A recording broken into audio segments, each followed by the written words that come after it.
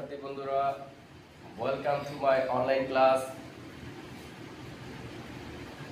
in 𝒔𝒂 part 2. Dear viewers, তোমরা অবশ্যই অবগত আছো প্রিভিয়াস ডে আমরা 𝒔𝒂 প্রাইমারি স্টেজ নিয়ে আলোচনা করেছিলাম। আজকে 𝒔𝒂 পার্ট 2 নিয়ে আলোচনা করব। তো আমি সেখানে প্রথমেই একটা কথা বলেছিলাম তোমাদেরকে যে কনসেন্ট্রেশনটা যদি তোমাদের ঠিক থাকে, অবভিয়াসলি তোমরা you will be the boss of 𒒔𝒂 এর বস হয়ে যাবে। without helping of others you will able to answer any kind of 𒒔𝒂 from any text in any exam paper. so তোমরা যদি মনোযোগী হও, একটু খাতা কলম সাথে রাখো, আমি যা তোমাদেরকে বুঝাতে চাচ্ছি তোমরা যদি বুঝতে চাও একটু মনোযোগী হতে হবে, প্লাস আমি যা বুঝাতে চাচ্ছি সেটা সাথে সাথে লিখতে হবে, প্লাস সেটাকে একটু প্র্যাকটিস করতে হবে নিজের মতো। তো dear viewers, we want to start again. তো ডিয়ার ভিউয়ার্স, 𒒔𝒂 পার্ট 2 এর এখানে আমরা গত ক্লাসে প্রাইমারি স্টেজ নিয়ে আলোচনা করেছিলাম যে 𒒔𝒂 কিভাবে করতে হয়, পরীক্ষা কিভাবে আসবে, ওগুলো নিয়ে আলোচনা করা হয়েছে। I think that was sufficient discussion to identify any kind of 𒒔𝒂 or to solve. তো তোমাদের সুবিধাতে আমি এখানে কিছু রুল লিখে রেখেছি, যেমন everyone, everybody, no one, nobody, someone, somebody, anyone, anybody ইত্যাদি থাকলে আমরা 𒒔𝒂 প্রনাউন হিসেবে কি ব্যবহার করব? অবভিয়াসলি আমরা সেখানে ব্যবহার করব দে।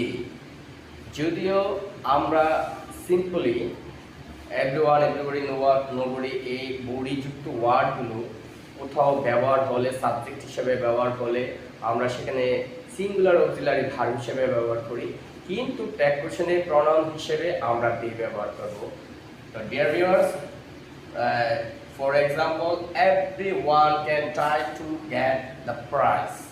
তো ফার্স্টলি আমাদের দ্য ফার্স্ট ডিউটি কি? আমাদের প্রথম ডিউটি হচ্ছে 𒒔𝒂 করার জন্য যা যা উপকরণ সেটা তো গত ক্লাসে আলোচনা করেছি। just for or to remind you, তোমাদেরকে একটু মনে রাখার জন্য বা মনে করিয়ে দেওয়ার জন্য আমি আবারও তোমাদেরকে স্মরণ করিয়ে দিতে চাই। ফার্স্টলি আমাকে অক্সিলারি ভার্ব চিনতে হবে, অক্সিলারি ভার্ব বসাবো। তো এখানে এই সেন্টেন্সে অক্সিলারি ভার্ব রয়েছে ক্যান, আমরা ক্যান লিখব। দেন সেকেন্ড স্টেপ, হা বোধক থাকলে না বোধক হবে, আর না বোধক থাকলে হা বোধক হবে। তাহলে everyone can try to get a prize. Obviously this is positive sentence, so we have to make it negative. So obviously আমরা নেগেটিভ লিখব can't, then আমরা কোথায় চলে যাব? সাবজেক্টের কাছে চলে যাব। তো সাবজেক্ট হচ্ছে এখানে everyone। তোমাদেরকে একটু আগে আমি বলেছি এই বডিযুক্ত ওয়ার্ডগুলো যেমন everyone, everybody, no one, nobody, someone, somebody, anyone, anybody, none, এগুলা যে কোনো সেন্টেন্সে যদি সাবজেক্ট হিসেবে ব্যবহার হয়, বিশেষ করে স্পেশালি 𒒔𝒂 তাহলে আমরা এই বডিযুক্ত ওয়ার্ডের পরিবর্তে আমরা সেখানে দে ব্যবহার করব। তাহলে অ্যান্সারটা হবে কি? can't they. Clear? I'm optimistic that dear viewers, all of you are clear for that answer. তো তোমাদেরকে আরো ক্লিয়ার হওয়ার জন্য আরেকটা একটু এডিট করে নিই অ্যান্সারটা, সেটা হচ্ছে এই। আমি গত ক্লাসে বলেছিলাম কান্ট শব্দটা এভাবে সংক্ষেপে লেখা যায়, পুরোটা না লিখে সংক্ষেপে, অর্থাৎ শর্ট আইটেমও লেখা যায়। তো এটাই একেবারে অ্যাপ্রোপ্রিয়েট, এটাই আমরা ব্যবহার করব। তাহলে অ্যান্সারটা হবে can't they. Okay, the next question number 2, না কুড সলভ ইট, কেউ এটা সমাধান করতে পারে। তাহলে আমার প্রথম কাজ হচ্ছে এখানে দেখবো অক্সিলারি ভার্ব কি। অবশ্যই এখানে অক্সিলারি ভার্ব কোনটা? কুড, অবশ্যই কুড। তাহলে আমরা এখানে ব্যবহার করব কুড। দেন কি ব্যবহার করব? পজিটিভ থাকলে নেগেটিভ, নেগেটিভ থাকলে পজিটিভ। ইয়া, এখানে আমরা যদি ভালো করে খেয়াল করি, না কুড সলভ ইট, কেউ কেউ এটা সমাধান করতে পারতো না। দ্যাট মিনস এটা নেগেটিভ সেন্টেন্স। আর তাছাড়া যেই সেন্টেন্সে নান থাকবে সেটা অবভিয়াসলি নেগেটিভ বোঝাবে, তাহলে বোঝা গেল এখানে নট ব্যবহার করতে হবে না। তাহলে নান থাকলে নেগেটিভ হবে, নটের কাজ শেষ হয়ে গেল। অন্যদিকে নানটা সাবজেক্ট হিসেবে ব্যবহার হয়েছে, বডিযুক্ত ওয়ার্ড হিসেবে ব্যবহৃত হয়েছে এখানে। সো নানের পরিবর্তে আমরা কি লিখব প্রোনাউন হিসেবে? দে দিই। ক্লিয়ার? তাহলে অ্যান্সারটা কি হলো? কুড দে।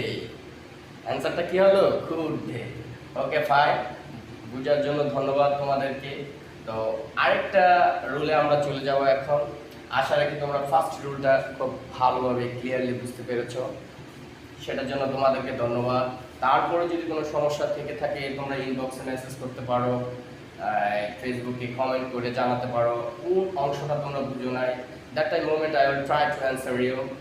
ওকে, আমরা এখন রুল 2-তে চলে যাব। রুল 2 হচ্ছে এভরিথিং, সামথিং, নাথিং, এনিথিং।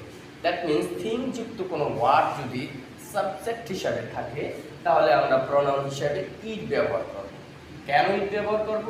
এই যে এভরিথিং, সামথিং, নাথিং, এনিথিং এগুলো দিয়ে সাধারণত বস্তুবাচক জিনিস বোঝায়। তো বস্তুবাচক জিনিস হলে পরে এটার পরিবর্তে আমরা সাধারণত ইট ব্যবহার করি।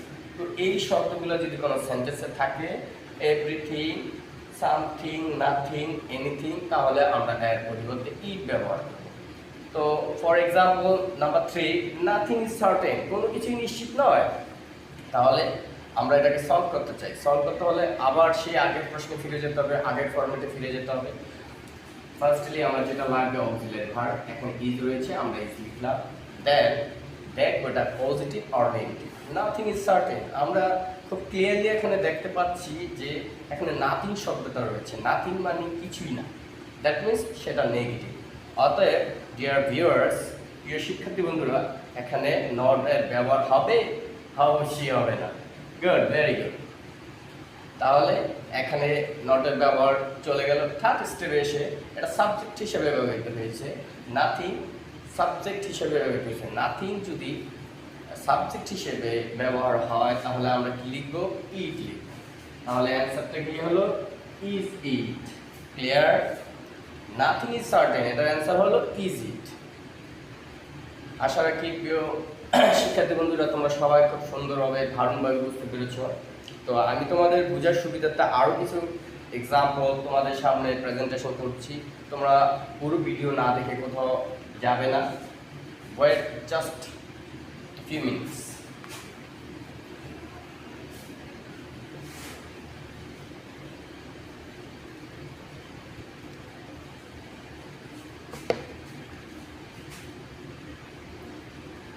Another example, number 1. Let's go there. Number 2. Let me solve the problem. Dear viewers, তোমরা ইচ্ছেগুলো খাতায় লিখে নিতে পারো, ইভেন নিজেরও প্র্যাকটিস করতে পারো। তোমাদের যদি জানা না থাকে তারপরে আমি তো অবশ্যই বলবো, তাহলে তোমাদের প্র্যাকটিস হয়ে গেল। Number 3, someone is dancing. Someone is dancing. Then number 4,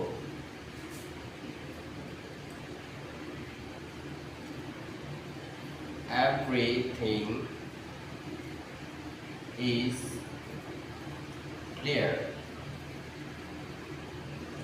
Number 5, don't talk here.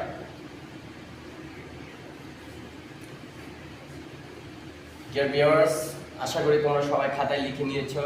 এখন আমরা স্টেপ বাই স্টেপ 1 to 5 অর্থাৎ 1 থেকে 5 পর্যন্ত আমরা এগুলো সলভ করব। তো তোমাদের কনসেন্ট্রেশনটা হয়তো এতক্ষণে অন্যদিকে গিয়ে থাকতে পারে। তো আমি আশা করব তোমরা আবার আমার লেকচারে তোমাদের কনসেন্ট্রেশনটা ঠিক রাখবা। তো number 1, let's go there. Let's go there, এখানে বাক্যটা আছে লেট দিয়ে শুরু হয়েছে, লেটের পরে এস আছে। এস বলতে এখানে শর্টে ব্যবহার হচ্ছে এস, তবে এটা বলতে বোঝানো হচ্ছে আস। লেট আস থাকা যে কথা, সংক্ষেপে এস থাকা একই কথা। তাহলে প্রিয় শিক্ষার্থী বন্ধুরা, তোমাদেরকে আমি খুব ইজিতে এবং সিম্পলি বলে রাখি যে লেটের পরে আস থাকলে আমরা স্বাভাবিকভাবে ট্যাগ কোশ্চেনে শেল উই ব্যবহার করব। কি ব্যবহার করব? Shell we. Clear? Clear? How another person is called government rule. That means অনেকে এটাকে আমরা বলে থাকি আর কি, যে ল্যাবস থাকলে আমরা শেল উই দিয়ে দেব। এটা কম বেশি সব স্টুডেন্টেরই জানা, এই কারণে অনেকে এটাকে দুষ্টুমি করে এটার নাম দিয়ে থাকে সরকারি ভাবে। আচ্ছা, এনিওয়ে, আশা রাখি তোমরা এটা খুব ভালোভাবে ধারণভাবে বুঝতে পেরেছো। পরীক্ষায় এই ধরনের প্রশ্ন আসলে তোমরা 1 নাম্বারও মিস হবে না। Then number 2, let me solve the problem. এখানে বলা হচ্ছে let me solve the problem, আমাকে সমস্যাটার সমাধান করতে দাও। দ্যাট মিনস আমি একটা কিছু আমি পারি, যেহেতু আমি পারি আমাকে সমস্যাটার সমাধান করতে দাও। এই বাক্য দিয়ে এই কথা বোঝানো হচ্ছে বা বোঝা যাচ্ছে যে কেউ তাকে প্রিভেন্ট করছে, বাধা দিচ্ছে যে না তোমাকে করতে দেওয়া হবে না। তো সেই জায়গায় আমি বলছি যে let me solve the problem, আমাকে সমস্যাটার সমাধান করতে দাও। তাহলে I am something one. Anyway, just for লাফিং আই হ্যাভ টোল্ড ইট। তো লেটের পরে যদি আস থাকে তাহলে আমরা অবশ্যই শেল উই ব্যবহার করব। ইভেন খুব সহজে আমরা মনে রাখবো লেটের পরে এস অথবা আস, এস অথবা আস, সংক্ষেপে যদি এস অথবা আস না থেকে অন্য যে কোনো প্রনাউন এখানে ব্যবহার হয় অথবা নাউন ব্যবহার হয়, তাহলে অবভিয়াসলি আমরা উইল ইউ ব্যবহার করব। কি ব্যবহার করব? Will you. এখানে অনলি ইউ ব্যবহার করা যায়, তবে will you is the best. তাহলে কি লিখবো? Will you. Dear viewers, clear? I am optimistic that all of you are clear. Number 3, someone is dancing. কেউ নাচছে। Where? I don't watch. Where? Who is dancing here? Oh no. In sentence someone is dancing. কেউ নাচতেছে। বাক্যের মধ্যে আছে, প্রশ্নের মধ্যে আছে, এর মানে এই নয় আমার আশপাশে কেউ নাচতেছে, তোমরা আবার এটা মনে করো না, অথবা আমি নাচতেছি। তো যাই হোক, ডিয়ার ভিউয়ার্স, এখানে অক্সিলারি ভার্ব কি রয়েছে? কি রয়েছে? তো আমরা ইজ লিখব সিম্পলি। দেন আমরা পজিটিভ আছে না নেগেটিভ আছে সেটা লিখব। এটা পজিটিভ আছে, আমাকে নেগেটিভ লিখতে হবে, অ্যান্ড অ্যাপোস্ট্রফি তারপরে টি দিব। Isn't someone. একটু আগে আমরা ফার্স্টলি যে রুলটা শিখেছি সেই রুলে বলা আছে যে everyone, everybody, no one, nobody, someone, somebody, anyone, anybody, এগুলো যদি থাকে তাহলে আমরা কি ব্যবহার করব? দে ব্যবহার করব। রাইট? আমরা এখানে দে ব্যবহার করব। তো আমরা এখানে দে ব্যবহার করতে যাচ্ছি, লিখলাম দে। তাহলে স্বাভাবিক নিয়ম অনুযায়ী, জেনারেলি যে নিয়ম হওয়ার কথা আমরা এখানে লিখলাম ইজন্ট দে। স্বাভাবিকভাবে লিখে ফেললাম। Is it right answer? No, this is totally, absolutely wrong answer. Why? আমি তো ট্যাগ কোশ্চেনের যে ফর্মের যে নিয়ম, যে নীতি, এটা অনুসরণ করলাম, তো আমার অ্যান্সার ভুল হবে কেন? Here is question. এখানেই প্রশ্নটা, সেটা হচ্ছে এখানে সামওয়ানের সাথে ইজ বসেছে, সামওয়ানের পরিবর্তে দে হয়েছে, সামওয়ানের পরিবর্তে কি হয়েছে? দে হয়েছে। বাট দে কি সিঙ্গুলার না plural number? Obviously plural number.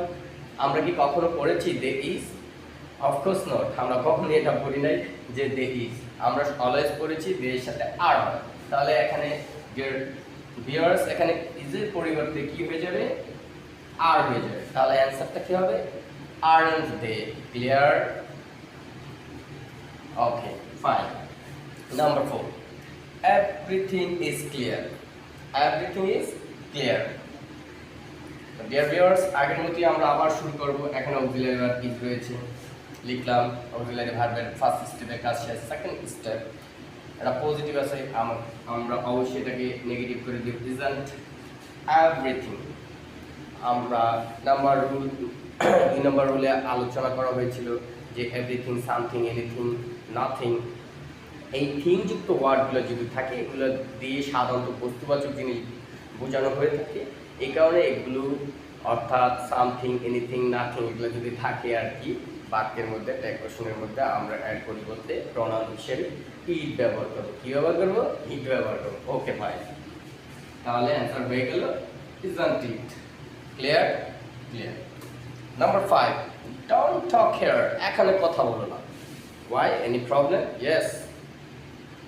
Someone has objection, এখানে কারো আপত্তি আছে।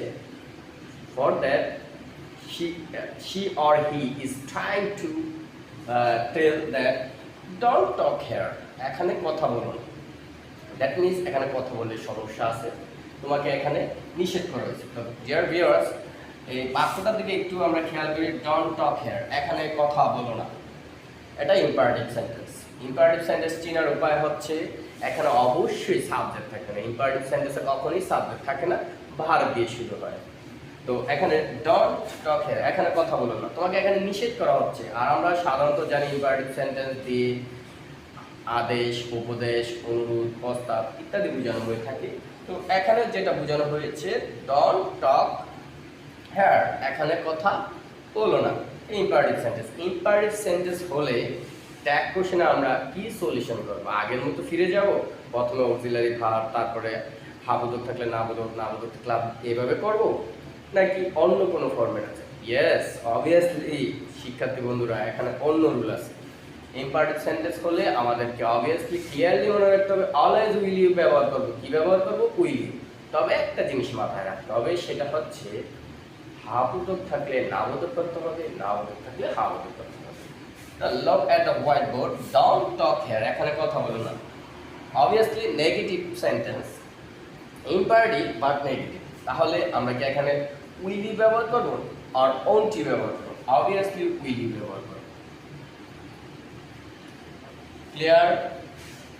I'm optimistic that dear viewers, all of you have cleared about our discussion and you have gained more knowledge about tag question, and I'm optimistic that you will be able to answer any kind of tag question in the exam hall. তারপরও তোমাদের সুবিধাতে আমি আরও কিছু rule নিয়ে তোমাদের সামনে discussion করতে যাচ্ছি এবং আরও কিছু এক্সাম্পল তোমাদেরকে দিচ্ছি। ততক্ষণ আমার সাথেই থাকো। Just wait.